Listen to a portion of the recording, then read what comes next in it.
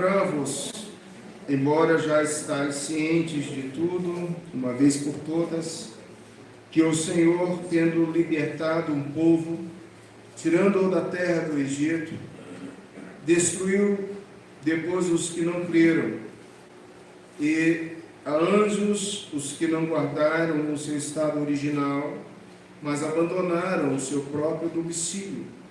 Ele tem guardado sob trevas e algemas eternas para o juízo do grande dia. Como Sodoma e Gomorra e as cidades circunvizinhas, que havendo se entregado à prostituição com aqueles segundo após outra carne são postas para o exemplo do fogo eterno, sofrendo punição. Meu objetivo dessa noite, meus irmãos, é apresentar exemplos da história, exemplos que Judas utiliza para fundamentar o que ele propõe a respeito dos falsos mestres, daqueles que estão ensinando dentro da igreja e fazendo que uma grande massa possa se perder em meio à vida comunitária. Porque a história de Israel é marcada pela incredulidade. Sempre que a gente lê os evangelhos, a gente vê um povo de coração duro, os fariseus, os saduceus. Mas se você andar um pouquinho mais para trás e olhar para o Velho Testamento, você vai ver que Deus deu tudo para Israel. Deus libertou esse povo, Deus deu uma terra especial, uma terra que de fato manou leite e mel, mas mesmo assim foi um povo de coração endurecido. A nossa pergunta é: por que nós, como igreja do Senhor, você como serva do Senhor, muitas vezes tem o seu coração marcado pela incredulidade? No fundo, a incredulidade faz parte do arraial de Deus. Isso é preocupante. Isso é preocupante. Fui assim nos tempos de Noé, pregando, falando, e o povo nem dando a atenção à mensagem que Noé pregava. E será assim, irmãos, na vinda do Senhor Jesus Cristo. Nós estamos preparando você para encontrar com Jesus. Nós estamos preparando a igreja para que naquele grande dia ninguém tenha dúvida, ninguém questione, ou ninguém fique como as nécias, dormindo achando que isso não vai acontecer. De fato, nosso coração é um pouco incrédulo. E eu espero que o seu coração não seja incrédulo para as coisas espirituais, para as coisas de Deus. Pode até ser que você seja incrédulo em relação à política brasileira, em relação ao judiciário brasileiro, em relação a tantas outras coisas, a gente já não acredita tanto mais, mas que o nosso coração não seja um coração incrédulo em relação àquilo que é espiritual, aquilo que a palavra de Deus nos ensina, aquilo que a Bíblia prega. Eu quero que você ore mais um pouquinho, que fale com Deus: Senhor, fale comigo, eu vim aqui nessa noite para ouvir um recado especial, eu preciso, Senhor, ouvi-lo. Traz no meu coração, no meu pensamento, alguma coisa nova, que possa arder meu coração. Que esses exemplos, 3 exemplos, Judas está introduzindo o seu sermão, possa servir também de despertamento para nós. Judas está começando a pregar, e ele vai buscar 3 exemplos para nós nessa noite. Oremos. Pai, fale ao nosso coração. Abrimos a nossa mente, abrimos o nosso coração para ouvir a Tua palavra, Senhor. Ó Deus, ilumine cada pessoa que aqui se encontra, Senhor. Nossa igreja presente nessa noite, Pai. Que nós possamos sermos iluminados pelo Espírito Santo e possamos entender o recado especial que o Senhor tem para nós, para a nossa família, para a nossa casa, Senhor. Ó Pai, pedimos nesse instante, fale conosco. Traz ao nosso pensamento aquilo que Judas quis deixar para a Tua igreja. Judas, na realidade, está escrevendo para a Igreja Presbiteriana do Brasil, Senhor, para cada vida que aqui se encontra. E nós queremos aplicar em nossos corações os ensinamentos da tua palavra, em nome de Jesus. Amém. Irmãos queridos, quem foi João Calvino? João Calvino foi um dos reformadores do século XVI. Ele nasceu em Nyon, na Picardia, na França, no dia 27 de maio de 1564, e aos 14 anos de idade, Calvino entrou para a Universidade de Paris. Formou-se em Direito na Universidade de Orleans aos 20 anos de idade. Converteu-se a Cristo em 1533. Calvino foi o mais culto e mais inteligente entre os reformadores. Ele escreveu vários comentários sobre os livros da palavra de Deus, sobre a vida, sobre a Bíblia, com exceção de um único livro que ele não escreveu. Calvino não ousou em escrever ou fazer o comentário de Apocalipse. Ele escreveu sermões e cartas e também tratados. A sua obra mais conhecida, e que nós vamos ainda esse ano, eu quero já pedir a você que coloque na sua agenda, de forma bem especial, para que você se prepare para vir na terça-feira. A partir de novembro, querendo Deus, nós vamos começar a estudar as Institutas de Calvino. Nós precisamos conhecer as Institutas de Calvino. Por quê? Porque a nossa igreja, ela é oriunda do movimento da Reforma, e as Institutas é um sistema de doutrina absolutamente bíblica, e esse sistema de doutrina é conhecido como calvinismo. Então nós precisamos conhecer um pouco de Calvino.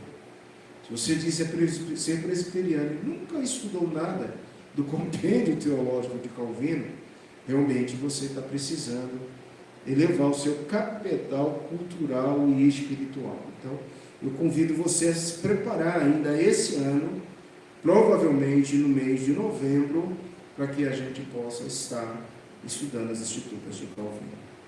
Mas quando eu estudo a história da igreja presbiteriana, o calvinismo, e leio a palavra de Deus, eu fico pensando em o que Judas quis colocar.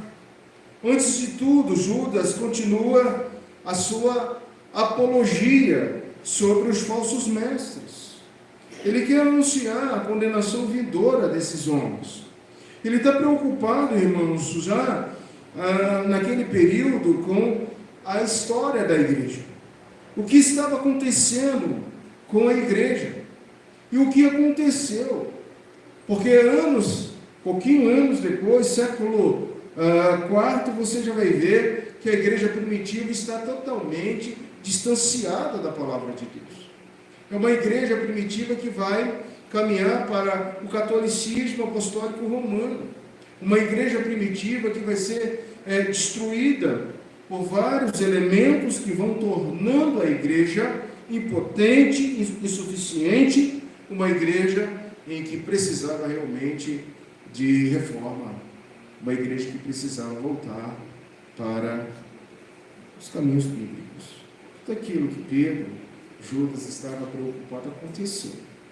Venda de indulgências, comprando um pedacinho de terreno nos céus, pagando para as pessoas saírem do inferno, e tantas coisas foi acontecendo com a igreja.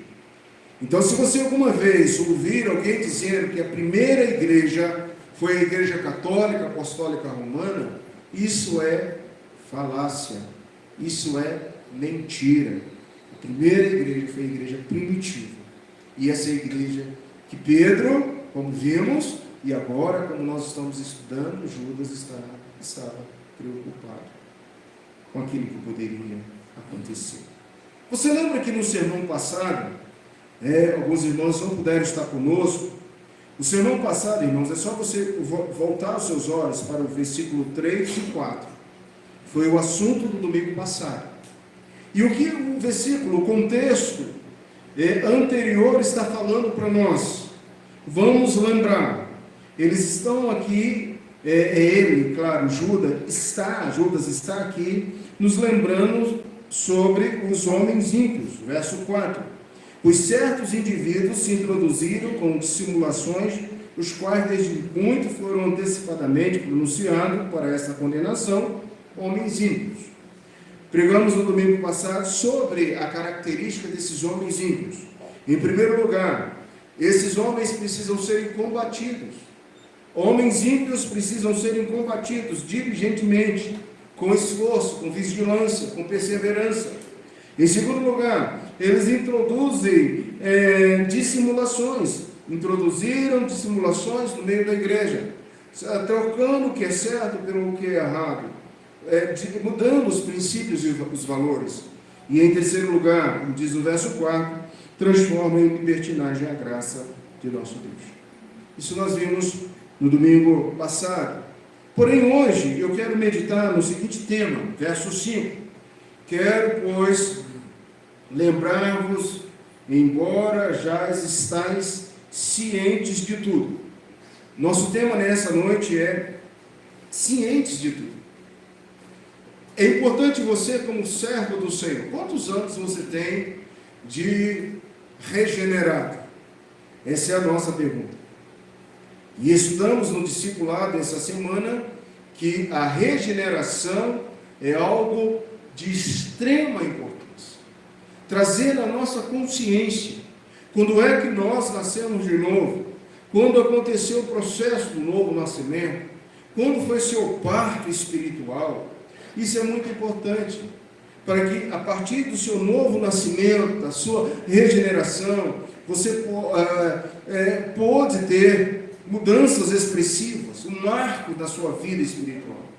Lembro que na quinta-feira conversávamos sobre isso, sobre a importância, irmãos, da gente ensinar a palavra de Deus de forma consciente, ensinarmos a palavra de Deus como ela é, porque depois que uma pessoa nasce de novo e ela aprende algumas coisas que não são verdadeiras, passa a ser tradição na cabeça dessas pessoas. E nós ficamos aqui um bom tempo conversando sobre isso, sobre paradigmas que você diz para a pessoa, isso não é certo, mas a pessoa vai dizer, mas eu aprendi assim na minha igreja, isso não é certo, mas o pastor em 1900 e covinhas me ensinou assim. E essas pessoas ficam presas naquilo que elas acham que é certo, naquilo que elas acham que é realmente essência da palavra de Deus, que está na palavra de Deus, e muitas vezes isso não está na palavra de Deus. É mera tradição, é mero ensinamento humano, e quando você nasce de novo, você tem a sua vida sendo construído como um bebê que vem e que vai nascendo. A princípio ele toma leite, ele precisa de leite, depois ele vai crescendo, ele vai se alimentando, ele vai se transformando em adulto. E assim somos nós. Se você ainda não nasceu de novo, você precisa nascer de novo. É claro que você vai precisar de leite. Nós temos o leite para te oferecer. Mas numa comunidade, numa igreja como a nossa, eu creio que já tem irmãos que já estão preparados para comer um alimento mais sólido, algo que possa ser substância para a sua alma e para o seu espírito. E é isso que Judas está falando aí. Judas está falando para nós, no verso 5, que tudo nós já temos consciência, tudo nós já sabemos, que a igreja naquele período conhecia e sabia as doutrinas dos apóstolos, conhecia e sabia o verdadeiro evangelho. Mas por que Judas estava, irmão, preocupado com isso? Porque, em primeiro lugar, veja o verso 5, que o Senhor destituiu os incrédulos, que o Senhor destruiu os incrédulos. Quero, pois, lembrar-vos, embora já estáis cientes de tudo, uma vez por todas, que o Senhor tem libertado um povo, tirado da terra do Egito, destruiu. Quero que você tenha consciência, ou ciência de tudo, que o Senhor destrói os incrédulos. Ah, pastor, então eu tenho que pensar, se o meu coração, ou se eu sou um incrédulo, eu quero que você pense, olhando para você. Quando é que nós somos incrédulos? Quando é que nós somos incrédulos? É claro que nesse contexto aqui, prefácio de Judas. Judas apresenta os 3 exemplos como um elogio e o desejo de reavivar a memória dos leitores. É isso que a gente vai fazer aqui. Cheio de tatos, ele elogia os crentes com seu conhecimento das Escrituras, do Antigo Testamento. Ele está falando assim: eu quero lembrar e dizer que vocês conhecem, estão cientes de todos os ensinamentos do Velho Testamento e que esses fatos históricos que eu vou trazer não são novidades. E para nós também não são novidades, são fatos que nós já sabemos, que nós conhecemos. A Nova Versão Internacional traz a palavra já, que em muitas tradições aparece como certa vez, ou uma vez por todas. Você pode encontrar nos manuscritos gregos desse versículo que apresenta algumas mudanças na sequência dessa palavra. Mas de um modo termo, certa vez aparece numa oração subsequente. O Senhor tendo certa vez libertado o povo de Israel. Então ele está dizendo assim: lembra quando o Senhor libertou do Egito o povo de Israel? Lembra? Como é que foi que o Senhor libertou o povo de Israel? Tendo em vista que traduções parecem transmitir, amados, com precisão o sentido e o lugar do termo, a tradução certa vez é plausível, porque suponhamos que Judas tenha instruído a igreja, os leitores, a trazer a lembrança, em primeiro lugar, o livramento divino do Senhor do Egito. Realmente aquilo ali foi algo da intervenção divina. Naquela vez, naquele momento, naquele fato histórico, os santos, veja o verso 3, os santos confiavam no Senhor. Em sua segunda epístola, Pedro também faz essa expressão, ele traz para nós já estudamos, o desejo de reavivar a memória dos crentes. 2 Pedro 2,12, 12 a 15 e 3, verso 1. Talvez ambos os autores tenham em mente o conteúdo de um catecismo que eles ensinaram aos convertidos, que passavam então a fazer parte da igreja. Na realidade, vamos ser aqui bem claro que Judas está falando: olha, quero dizer que vocês já sabem, que vocês conhecem a palavra do Velho Testamento, mas eu quero que vocês agora tragam à mente como o Senhor tirou o povo do Egito. Como foi que o Senhor tirou o povo do Egito? O que aconteceu no livramento divino? Primeiro, ele é tirado da história de Israel. Quando o Senhor agiu e libertou o seu povo do Egito, Deus considerava aquele povo como sendo seu. Então eu quero dizer algo para você: Deus te considera como povo dele, nação santa, povo de propriedade exclusiva de Deus. Isso é bom demais. Sabemos que nós somos do Senhor, que o Senhor nos comprou, que o Senhor nos redimiu, que o Senhor nos regenerou. Irmãos queridos, então, por que ter no seu coração incredulidade? Por que ser um crente incrédulo? Por que ser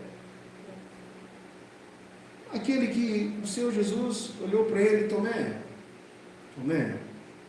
seja crente, não incrédulo. Talvez você entrou nessa noite hoje, aqui nesse templo, você veio aqui pensando: poxa, nada acontece comigo. Nada acontece com a minha vida. Nada acontece com a minha história. Eu estou cansado de não ver a minha vida aqui para frente. Talvez você tenha brigado com Deus intimamente. E no seu coração a incredulidade. Irmãos queridos, confia no Senhor. O salmo da manhã que nós não pregamos hoje, vai ser no domingo que vem, se Deus quiser, se Deus permitir. É o Salmo 37. É um dos mais conhecidos. Você sabe de cor. O Salmo 37 traz para nós, de cor, 2 promessas. A primeira: agrada-te do Senhor, e Ele satisfazerá o desejo do teu coração. Segundo, entrega o teu caminho ao Senhor, confia nele. Você sabe disso. Isso é coisa para domingo que vem, se Deus permitir. Mas por que nós, às vezes, não somos incrédulos? Você já parou para pensar que para o povo sair do Egito foram precisos 12 pragas? Foram 12 ou foram 10 pragas? 10, tem que estar atento aí. 10 pragas. Vai a primeira vez, os magos fazem a mesma coisa. Vai a segunda vez, também. Você não acha que quando chegou na quinta, na sexta, na sétima, muita gente do povo lá de Israel, mas esse homem aí, esse Moisés aí está doido, ele não vai conseguir nunca. A gente não vai sair nunca do Egito. Irmão, por que precisa chegar na 10ª praga? Por que precisa demorar as coisas acontecer na sua vida? Por que é assim na vida da gente? Por que será? E olhando para esse texto, eu tenho uma resposta. Eu acho que você também tem uma resposta. Por que você é incrédulo? Você não confia. Você não tem certeza naquilo que você está pedindo ao Senhor. Naquilo que você está orando. De todo o coração, de toda a tua alma. Irmãos queridos, a ilustração é impressionante. Mais tarde o Senhor destruiu todos aqueles que não creram. Peraí, Deus tira um grande povo do Egito, faz esse pessoal andar por 20 anos, aqueles de todas as pessoas que estavam com 20 anos de idade ou mais, e não creram e morreram no deserto, de acordo com números. Você pode ver 45 a 46, todos os homens que tinham 20 anos ou mais passavam de 603.555. 603.555, só os homens contados aqui. Agora você pode acrescentar aí um número igual de mulheres. Eram casados. Então aqueles que morreram no deserto ao caminho de Canaã foram por volta de 1.207.100.000 pessoas. Incrédulos. Isso é coisa muito séria. Se dividirmos o número total de pessoas pelo número de dias dos 38 anos de viagem para Canaã, depois que Deus proferiu a pena de morte, chegaremos a um número assustador de quase 90 pessoas por dia. 90 pessoas por dia. Deuteronômio 12, 14 a 15. Uma nação extremamente privilegiada, testemunhou muitos milagres, maravilhas, presença de Deus, teofania de Deus, de dia e de noite, comeram pão, comeram carne, beberam água. Que povo é esse? Sabe uma coisa? Esse povo somos nós. Somos nós. Morreram por causa da incredulidade. É isso que Judas está falando, preste atenção. Lembra daquele povo. E você sabe que só Josué e Caleb, entraram na Canaã. E por que só Josué e Caleb entraram? Porque eles confiaram em Deus. Irmãos, eu quero que você pense na sua vida agora.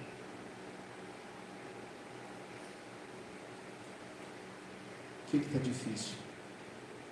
Que você não está acreditando.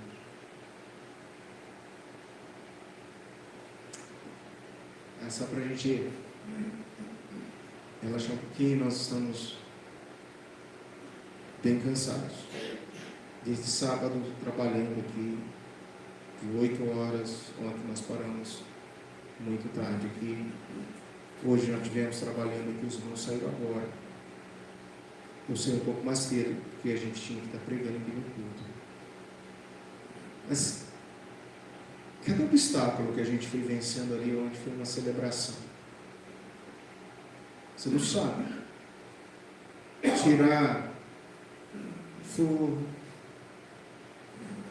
Depois que a gente tirou o forro, a gente olhou para cima, meu Deus, está tudo trançado, essa telha. Né, Romano? A gente olhava para cima, meu Deus, como é que eu não tiro esse negócio? Tubulões cortando para lá e para cá, metalão, pesado, coisa do meio pesado. Meu Deus do céu, nos dá força, sabedoria, poucas pessoas.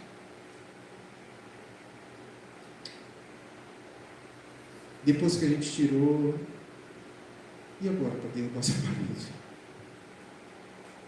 Os irmãos já tinham me arretado tanto aquilo ali.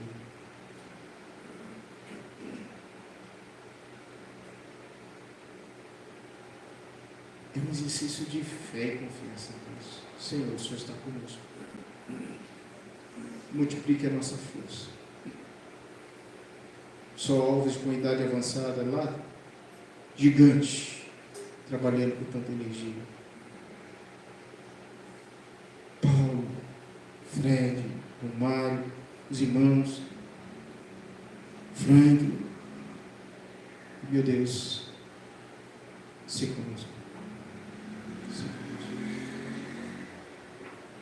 E Deus falando assim, confia em mim. Confia. Eu sou com vocês. Confia. O Júlio está falando para nós assim, igreja, não se esqueça de Deus.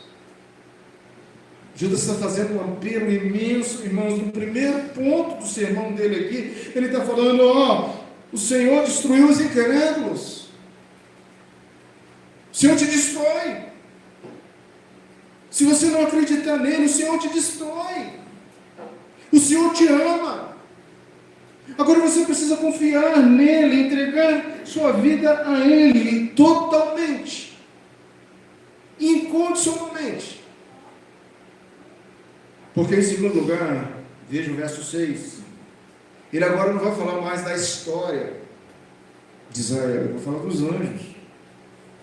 Ele vai agora mostrar a esfera espiritual, assim como o Senhor não poupou nem esses que eram do seu povo, que morreram no deserto. Agora ele vai falar dos anjos. Quem são os anjos? E a anjos os que não guardaram o seu estado original, mas abandonaram o seu próprio domicílio, ele tem guardado sob trevas e algemas eternas para o juízo do grande dia. Irmãos, segundo exemplo de rebeldia contra Deus, apresentado por Judas, diz respeito a anjos. É uma outra esfera, uma outra criatura. Os anjos são mais do que nós. Os anjos são mais poderosos. Os anjos não têm limitação de espaço, de peso, de física, de quem. Anjos são anjos, são criaturas mais elevadas do que nós, mas são criaturas. E Deus não poupou nem anjos. Criaturas poderosas, às quais havia dado posições de governos, principados, autoridades. Só você ler Efésios 1, 21, 3, 10, Colossenses 2, 10, 15, tudo fala isso. Deus também lhe deu tarefas que incluem servir, ser mensageiros dele. Mas o que nós podemos ver? Os anjos não mantiveram essa posição. As Escrituras nos revelam que esses anjos perderam a sua posição. Supomos que eles tenham recusado obedecer às ordens de Deus, pois queriam ser igual a ele. Gênesis 3, 5, Lucas 4, 6. De qualquer modo, devemos evitar dar proeminências às tradições que ligam a várias histórias que a Bíblia não menciona, ou que não vai ser clara. Mas os anjos abandonaram o seu próprio lar. Observe o paralelismo nessa primeira parte do verso 6. E aos anjos que não guardaram o seu estado original, mas abandonaram o seu próprio domicílio, sua casa, seu lar, onde eles estavam. Esses anjos residiam no esplendor celestial, mas depois da sua rebelião, Deus os enviou para as trevas. Irmãos, anjos. Quem é você e quem são os anjos? se Deus não poupou nem os anjos, por causa da rebelião, da incredulidade, da não obediência, imagine o que Deus vai fazer com tantos incrédulos que existem por aí. E o meu desejo é que você não seja um incrédulo. A mensagem hoje para nós é: crie em Deus, acredite em Deus, tenha sua fé fortalecida. Isso é importante. Nunca duvidar do poder de Deus. Nunca duvide daquilo que Deus pode fazer. Ele é Deus. Esses anjos estão sendo mantidos em trevas, presos com cadeias eternas para o julgamento do grande dia. Aqui Judas escreve que esses anjos não guardaram o seu estado original, mas Deus tem guardado esses anjos sob trevas. Não devemos interpretar esse texto como uma afirmação de que anjos caídos estão aprisionados em um determinado lugar. A imagem que Judas transmite é que os anjos rebeldes estão vivendo em trevas espirituais e estão acorrentados à sua sentença de julgamento divino, da qual jamais poderão escapar. Já estão o que nós chamamos de demônios. Os demônios já estão julgados ao fogo eterno, justamente com o maioral. E nós sabemos que ele é Satanás, o príncipe de Deus. Bom, ele está introduzindo o seu sermão. Eu quero que você entenda que ele só está falando uma coisa: crê em Deus, crê na palavra de Deus, crê no ensinamento dos apóstolos. É isso que Judas está falando. E aí ele agora pega o terceiro exemplo. Vê se você consegue ver no verso 7 aí. Falou-se de Israel, falou-se dos anjos, e agora ele vai falar de duas cidades, Sodoma e Gomorra, e outras cidades que foram punidas também, que estavam ao redor dessas cidades. A comparação do terceiro exemplo de rebelião é o mais vivido, pois ao longo do Antigo Testamento e do Novo Testamento, cidades de Sodoma e Gomorra se destacam como símbolo de imoralidade. Imoralidade. E são conhecidas por causa da sua destruição definitiva pelo fogo e enxofre. Deixaram de existir literalmente essas cidades. As cidades circunvizinhas são Adama, Zebuim, está lá descrito em Deuteronômio 29, 23, Oséias 11, 8, e Zoar, que essas cidades sofreram também sanções, porém Deus poupou essas vilas. O que nós podemos verificar no verso 7 é algo interessante, porque Judas comenta que os habitantes de Sodoma e Gomorra servem de exemplo daqueles que sofrem o castigo exposto às vistas do público. Desde que o fogo e o enxofre destruíram aquelas áreas, as evidências do julgamento de Deus sobre as cidades da Bíblia, como cidades habitadas, mas a memória do seu pecado e de sua consciência de destruição é mantida viva por Moisés. Moisés deixa bem claro: cidades deixaram de existir por causa da imoralidade.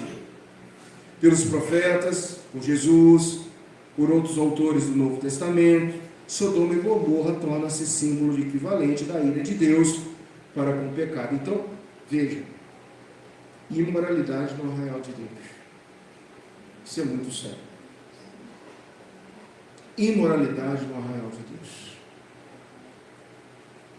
Judas liga a destruição permanente de Sodoma e de Gomorra, dessas cidades, ao fogo eterno.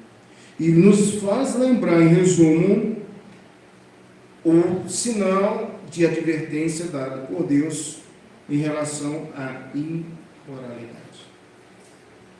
Judas está preocupado com esses fatos na vida da igreja. Primeiro, um povo incrédulo. Segundo, como os anjos, um povo que, mesmo conhecendo quem é o Deus, se rebela contra Deus. Um povo desobediente. E terceiro, Sodoma e Gomorra. Cidades exemplos de imoralidade. Nós precisamos falar de santidade, santificação. Kadosh, Kadosh, Kadosh. Santo, santo, santo. Irmãos, o Chão de Fé trata assim do livre-arbítrio. O homem, ao cair no estado de pecado, perdeu inteiramente todo o poder de vontade, conquanto qualquer bem espiritual que acompanhe a salvação, de sorte que um homem natural inteiramente avesso a esse bem é morto no pecado e é incapaz de, pelo seu próprio poder, converter-se ou mesmo preparar-se para isso. Agradeça a Deus porque você estava morto dos seus delitos e pecados, mas o Senhor nos libertou, e isso é graça. E uma vez que o Senhor nos libertou dos nossos pecados, agora Ele nos chama para termos uma mente, como Judas está colocando. Preste atenção, não seja incrédulo, não seja desobediente, não seja imoral, preste atenção. Ele está introduzindo o seu sermão, falando a respeito daqueles homens que iam tocar nessa vertente. Destruir como nós destruímos ali uma coluna é difícil. Eu cheguei agora, eles estavam há muito tempo cansados já para tirar uma coluna. Estava segurando 2 paredes fáceis de derrubar. Colunas são difíceis de serem quebradas. Cuidado que vai no seu coração, na sua mente. Cuidado, você é alguém chamado por Cristo, regenerado por Cristo. Eu quero concluir, irmãos, dizendo que a história de Israel é marcada pela incredulidade. E, portanto, nós estamos cientes de quem é Deus, conscientes de tudo que Deus fez, conscientes que Deus destruiu os incrédulos, uma grande massa no deserto, conscientes e cientes de que nem anjos escaparam, e nem cidades escaparam. Será que você vai escapar? Essa é a Bíblia. Será que você vai escapar? Hoje, quais os aspectos fundamentais, amados, para a nossa vida? Quais os aspectos fundamentais desse sermão para você? Vimos nessa noite, Judas 5 a 7, e podemos resumir de modo temático da seguinte forma. Primeiro verso, assim, recorda como o Senhor salvou o povo do Egito. Primeiro, verso 5, recorda como o Senhor salvou o povo do Egito, mas depois destruiu os que não creram. Segundo, é o verso 6, fala dos anjos que abandonaram o seu estado original e estão presos em trevas, na sentença já pronunciada por Deus. Terceiro, verso 7, menciona Sodoma e Gomorra, que foram entregues à imoralidade, sofrendo punição eterna também. 3 aplicações práticas para a edificação da igreja hoje. 3 aplicações. Quais são as aplicações, pastor? Primeiro, valorização da fé verdadeira e contínua. Valorize a sua fé. Você é salvadora. E seu desenvolvimento contínuo. A igreja deve cultivar uma fé ativa, perseverante, não apenas uma confissão inicial, não da boca para fora, mas do coração. I believe, eu creio do fundo do meu coração, creio no meu Senhor, tenho fé. Isso não pode desviar a minha mente. Vocês vão ouvir nas faculdades, nos bancos das universidades, muitas coisas. Mas eu espero que essas coisas nunca atrapalhem os princípios e os valores. Nunca negocie os princípios e valores. Deus é Deus, Ele é meu Senhor, Ele me salvou. Eu creio em Deus, não creio em Nietzsche, não creio em filósofos. Eu creio no Senhor, eu creio em Deus, meu Senhor e meu Salvador. Não creio numa evolução, como as pessoas dizem. Eu creio no criacionismo, naquilo que Deus fez, naquilo que Deus criou. Eu creio no DNA de Deus. Tudo tem a impressão digital de Deus nesse mundo. Você precisa crer nessas coisas. Que nada e ninguém possa tirar isso do seu coração, da sua mente. Se alguém chegar para você dizendo, a religião é óbvio do povo, a religião domina o povo, escraviza o povo, o papel aceita tudo, isso é mito, isso é lenda. Lenda para você, mito para o Senhor, professor, mas para mim é a palavra de Deus. Eu creio. Fugir, meus irmãos, dessas coisas. Valorizar a vigilância espiritual contra a rebelião e o orgulho. Não tenha no seu coração o orgulho nem a rebelião, porque foi isso que os anjos fizeram. Seja uma pessoa humilde, vigilante. Tal como os anjos caídos se rebelaram e perderam o seu lugar, também nós devemos estar alertas contra o orgulho espiritual e a desobediência. Verso 6. A igreja deve promover uma cultura de humildade, sujeição à autoridade de Deus e a sua palavra. Convém que ele cresça, que eu diminua. Pureza moral, temor santo. A igreja precisa resistir aos padrões imorais do mundo. Sodoma e Gomorra são exemplos de como Deus trata o pecado com seriedade. Portanto, a postura do eleito é buscar a santidade pessoal, comunitária, e atacar o pecado. E se você pecou, arrependa e volte para a graça. Mas eu quero terminar nosso sermão nessa noite perguntando: pastor, o que, além disso tudo, eu vou levar para a minha semana? O que eu vou levar para a minha semana?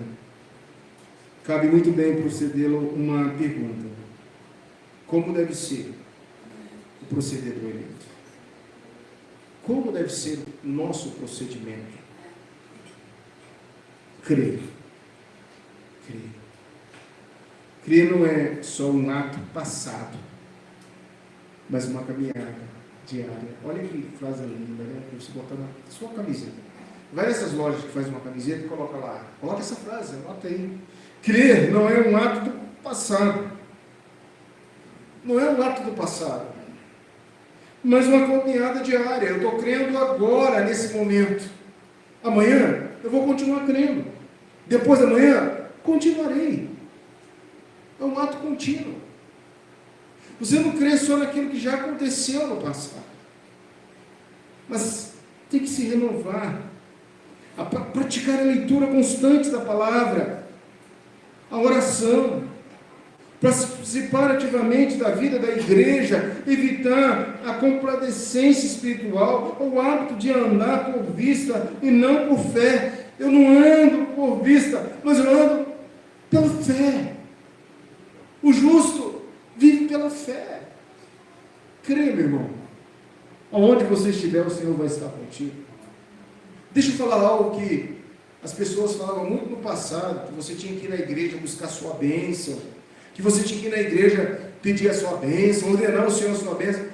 Irmãos queridos, a bênção do Senhor vem atrás de você. Ele te dá. Ele te dá enquanto você dorme. Ele trabalha por você. Creia nisso. Aonde você colocar as plantas dos seus... Lembra, Deuteronômio, nós ficamos muito tempo pregando aqui na igreja de Deuteronômio. Aonde você colocar a planta dos seus pés, seja aqui ou seja em qualquer lugar, você será abençoado, porque o Senhor está contigo. É Ele que é a bênção para todos nós. E por último, viva em humildade e sujeição a Deus. Evite o espírito de rebelião que levou os anjos à queda. Submeta a Cristo. Rejeite doutrinas que exaltam o homem. O homem não é nada. Você não é nada. Você é um vermezinho de Jacó, uma gotícula. Quem sou eu? Nada, ninguém. Se o Senhor quiser, Ele te leva agora. Você vive para Ele, para a honra e glória dEle. Fuja da imoralidade, cultive a santidade, tenha um coração vigilante, tenha e peça discernimento espiritual ao Senhor. Senhor, eu preciso de discernimento para amanhã. Amanhã não, para agora. Agora, né? Senhor, me dê discernimento agora. Conversando aí com os irmãos, e é tão bom a gente trabalhar junto, que a gente vai aprendendo com os irmãos, e eu vi várias vezes alguém dizendo assim: eu peço a Deus discernimento, uma ideia. Basta uma ideia. Peça a Deus uma ideia. um projeto, sabedoria. Senhor, me dê sabedoria. Eu preciso de Ti, Senhor. Se você conseguir essa resposta, você vai achar o propósito da sua vida. E Deus diz: peça, que eu nunca vou sonegar sabedoria a ninguém. Até mesmo tirar uma tesoura pesada daquilo lá, como a gente estava pedindo sabedoria. Senhor, como é que a gente faz? Amarra aqui, tira ali, segura aqui. Alguém me ajuda ali. Sabedoria. Tudo tem ciência, tudo tem sabedoria. E você precisa pedir a Deus sabedoria. Evite influências que relativizam o pecado, distorcem o Evangelho. Que você esteja preparado para exortar com amor aqueles que se desviam. Lembre-se que nós estamos introduzindo o sermão de Judas. Ele pegou 3 exemplos dessas escrituras, do Velho Testamento, para dizer algo que vem aí no próximo domingo.